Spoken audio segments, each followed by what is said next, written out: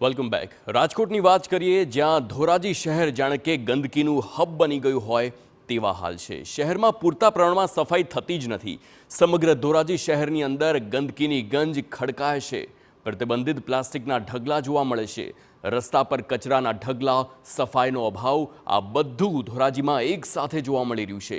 ગંદકીના કારણે લોકોને બીમાર પડવાનો વારો આવતો હોય તેવો સ્થાનિકોનો આક્ષેપ છે। સફાઈના અભાવે સ્થાનિકોનું જીવન દોજખ બની ગયું છે તેમ સતત લોકો જણાવી રહ્યા છે અને દ્રશ્યો પણ સાક્ષી પૂરે છે।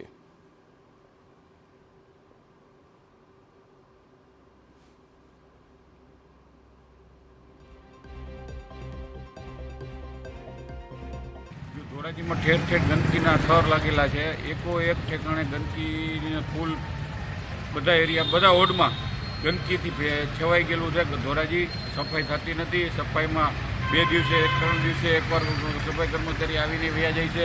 માત્ર કાગળ ઉપર સફાઈ થઈ રહી છે। ધોરાજી શહેરના વિવિધ વિસ્તારોમાં ઉકરડાઓ અને ખાતરના ઢગલાઓ ખડબડી રહ્યા છે, ત્યારે અધિકારીઓ ઓફિસની અંદર બેસી અને સબ સલામત હોવાના દાવા કરી રહ્યા છે। ધોરાજીમાં નેતાઓ પણ ગંદકીની સમસ્યાના ઉકેલના બદલે એકબીજા પર આક્ષેપબાજી કરવામાં વ્યસ્ત છે। શહેર કોંગ્રેસના પ્રમુખ નગરપાલિકાના અધિકારીઓ પર ગંભીર આક્ષેપો લગાવતા કહ્યું કે નગરપાલિકાએ જે કચરો ઉપાડવા માટેનો કોન્ટ્રાક્ટ આપવામાં આવેલો છે કે ભાજપના મળતિયાઓને આપ્યો છે, જેના કારણે સફાઈ માત્ર કાગળ પર જ થાય છે તેમ જણાવ્યું છે। કોન્ટ્રાક્ટર જે છે ભારતીય જનતા પાર્ટીના નેતાઓના મળતિયાઓનો કોન્ટ્રાક્ટ છે અને છાવરી રહ્યા છે, અધિકારીઓને દબાવી રહ્યા છે। જ્યારે પંચાયતથી લઈને પાર્લામેન્ટ સુધી ભારતીય જનતા પાર્ટીનું શાસન છે અને અધિકારીઓને દબાવવામાં આવે છે।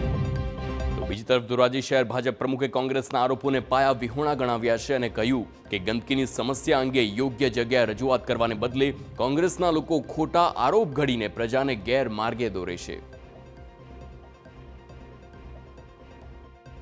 કોંગ્રેસના મિત્રો જે કાંઈ પણ ભારતીય જનતા પાર્ટી ઉપર આરોપ કરી રહ્યા છે એ બેબુનિયાદ છે અને પાયાવિહોણા છે। કોન્ટ્રાક્ટ જે હોય છે એને સરકારશ્રી દ્વારા, નગરપાલિકા દ્વારા નિયમ મુજબ કોન્ટ્રાક્ટ આપે છે। તે ભાજપનો હોય કે કોંગ્રેસનો હોય એવું કોઈ હોતું નથી। કોન્ટ્રાક્ટ રીતે કામ કરતા હોય છે અને આ આક્ષેપો કરે છે, ખોટી વાત છે।